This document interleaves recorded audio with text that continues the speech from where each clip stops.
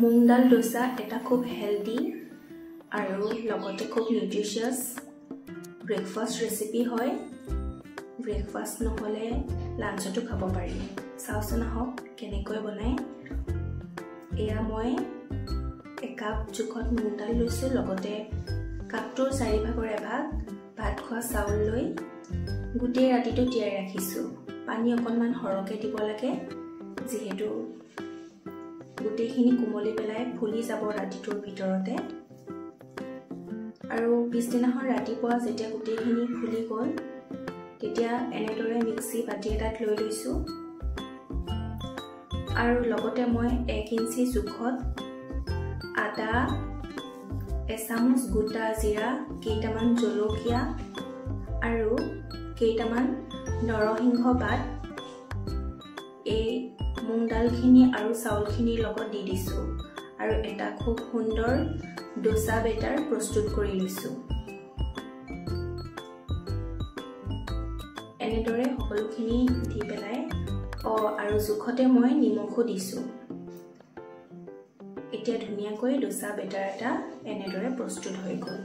ইয়াত কোনো ধৰণৰ পানী ব্যৱহাৰ কৰিব নালাগে। এইটো পাৰফেক্ট ডোসা বেটাৰ হয়। মুগ ডালৰ চিলাও বনাব পাৰি, হয়তো বহুতে জানে, কিন্তু চিলা আৰু ডোসাটোৰ মাজত এটা পাৰ্থক্য আছে। চিলাটো বনাওঁতে যিহেতু চাউল ব্যৱহাৰ কৰা নহয় আৰু ডোসা বনাওঁতে চাউল ব্যৱহাৰ কৰা হয়। দুয়োটাই খুব হেলদি আৰু নিউট্ৰিশিয়াস। বিশেষকৈ ডায়েবেটিছ থকা মানুহেও এইটো ডোসা খাব পাৰে। এতিয়া মই ডোসা বনাবৰ বাবে টাৱাখন ৰেডি কৰি লৈছোঁ। টাৱাখনত মই প্ৰথমতে অকণমান তেল দি পেলাই টিস্যু বা যিকোনো কটন কাপোৰ এখনে মোহাৰি ল'ব লাগে। এনেদৰে মই টিস্যু পেপাৰখনে মোহাৰি লৈছোঁ আৰু এতিয়া ইয়াতে কেইটোপালমান পানী ছটিয়াই পেলাই আকৌ খুব ভালকৈ টিস্যু পেপাৰ বা কাপোৰ এখনে মোহাৰি ল'ব লাগিব। এনেদৰে ডোসা বনাবৰ বাবে টাৱাখন ৰেডি কৰি লোৱা হয়। যিসকলে ডোসা বনায় তেওঁলোকে হয়তো জানেই, যিকোনো ডোসা বনাওঁতে একেধৰণেই টাৱাখন ৰেডি কৰি লোৱা হয়। এতিয়া এখন গোল হেতা লৈ পেলাই এহেতা জোখত মিশ্ৰণটো দি পেলাই এনেদৰে ডোসাটো স্প্ৰেড কৰি দিব লাগে। খুব ধুনীয়াকৈ ডোসাটো বনি যায়। টাৱাখন তেনেকৈ প্ৰস্তুত কৰি ল'ব লাগে আৰু ডোসাটো কেতিয়াও টাৱাখনত চিপকি নাযায়। এয়া দেখিছে মোৰ কিমান ধুনীয়াকৈ ডোসাটো বনি গৈছে। এতিয়া সাইডে সাইডে অকণমান তেল বা ঘিউ আৰু ওপৰতো কেইটোপালমান তেল বা ঘিউ ছটিয়াই পেলাই এনেকৈ দিব লাগে। নিদিলেও কথা নাই, দিলে যিহেতু অকণমান ক্ৰিস্পি হয়।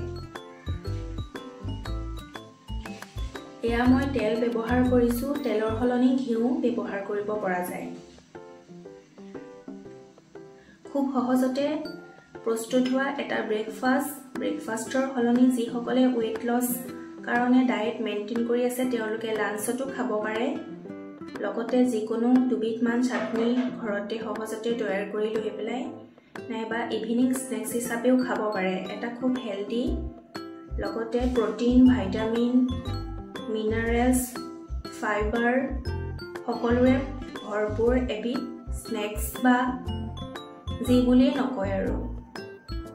ইয়াতে ফেটছৰ পৰিমাণটো 0 আৰু কেলৰি বহুত ল' থাকে।